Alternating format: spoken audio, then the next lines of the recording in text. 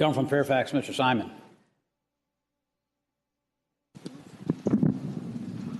Mr. Speaker, I rise for a point of personal privilege. Gentleman has the floor. Mr. Speaker, a very wise and thoughtful member of this House of Delegates opened our 2015 session with this quote. It is said quite often, public service is a privilege. None of us are entitled to the seats we hold in this body. Perhaps now more than any time in recent memory, we must be mindful of the trust that our fellow citizens have placed in us and the expectations, duties, and obligations inherent to the positions we hold. Our fellow citizens demand honor, integrity, and civility. I would encourage all of us, Republicans and Democrats alike, to renew our commitment to meet those standards. Yes, Mr. Speaker, those were your words that you used to open our 2015 session of the House of Delegates, my second here in the General Assembly, and they've stuck with me. The civility piece, sometimes a bit of a struggle for me. I'm passionate about the things I believe in and the reasons that I'm here. But we have rules and standards, traditions and norms, often enforced with nothing more than peer pressure, that help us maintain that civility. That's an important part of what distinguishes us from our counterparts in Washington. That's what we tell ourselves anyway. That's what we tell the world. That's our Virginia way. In 2017, I think it's more important than ever that we elected officials demand from ourselves and our peers that honor, integrity, and truthfulness that our citizens expect, deserve, and as you put it in 2015, as they demand. 1 week ago yesterday, we all had to submit a fairly detailed statement of economic interest. It included details of our real estate holdings, our stocks, our bonds, and our mutual funds. That process has changed a bit over the last few years. It's gotten more detailed and specific as we work together on ethics reform. Filling out the form was tedious, but we all managed to get it done by the deadline. I had a little help from my wife, but we knew what the deadline was, and we made every detailed entry. We also listed all of the gifts that we received over the last 12 months. This is a new disclosure we had to do, including the who, what, when, and where surrounding those gifts. And if the value of the gift was over $100 for the first time, we had to explain why we thought it was okay that we take it. This body has come a long way in the last 4 years when it comes to ethics reform, thanks in large part to the bipartisan efforts of the gentleman from Shenandoah, Delegate Gilbert, and the gentlewoman from Richmond who moved down the hall last week, now Senator McClellan. The Virginia way has gotten a makeover because we all decided that our constituents, the people of Virginia, expect more from their elected officials than the scandals that dominated the headlines when I arrived here in Richmond.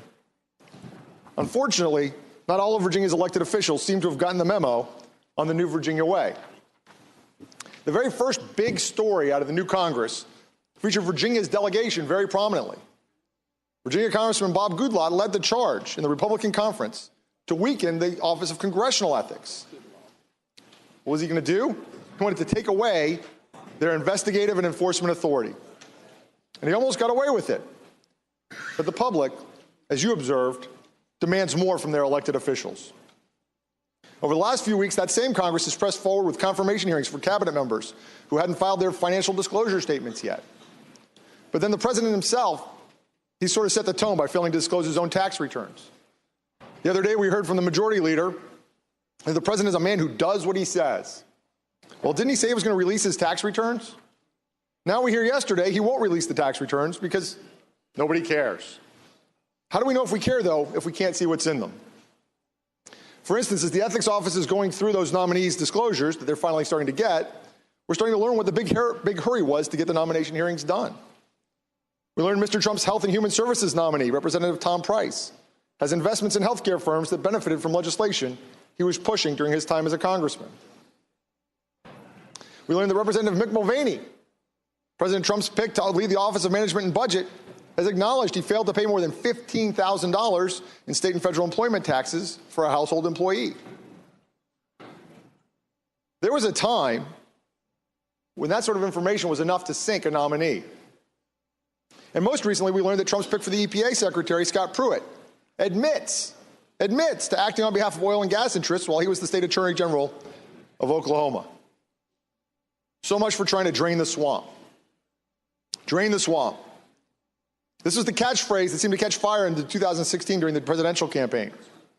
Like many other phrases we heard during the campaign, it could mean different things to different people. On this side of the aisle, we've taken it to mean that people are tired of business as usual, tired of crony capitalism, sick of the pay-to-pay politics where big business buys influence, pays off politicians in exchange for favorable rules, regulations, and laws.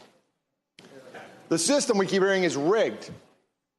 It's rigged against ordinary Americans, rigged in favor of those who can afford to pay for influence, pay to write their own rules, rules they write to make sure they win the game. So how do we unrig the system? What can we do here in Richmond about this? Like I said, we've come a long way in Virginia. We've made substantive reforms that I can say, I think many of you who have been here longer than I've been here will agree. We've really changed the way we do business as usual here in Richmond. With a $100 gift cap, I should say, we've gone from being wined and dined at steak dinners to brown bag group lunches. We've come a long way, but our constituents expect, and as you said, Mr. Speaker, they demand more. About those statements we filed last week, what if we decided to just leave something off? Who would know? What if someone knew we left something off and wanted to blow the whistle? Who would they tell? And what could they do about it? We've come a long way, but we've got a couple gaping loopholes we need to close before we can declare our own swamp drained. We need to give our Ethics Council investigative authority. The American people made it clear they believe the offices of ethics ought to have those powers to be able to do their job effectively. Our constituents deserve nothing less. In its current form, the council can grant immunity, it can give the all clear, but it doesn't have any power to pursue allegations of wrongdoing. That needs to change.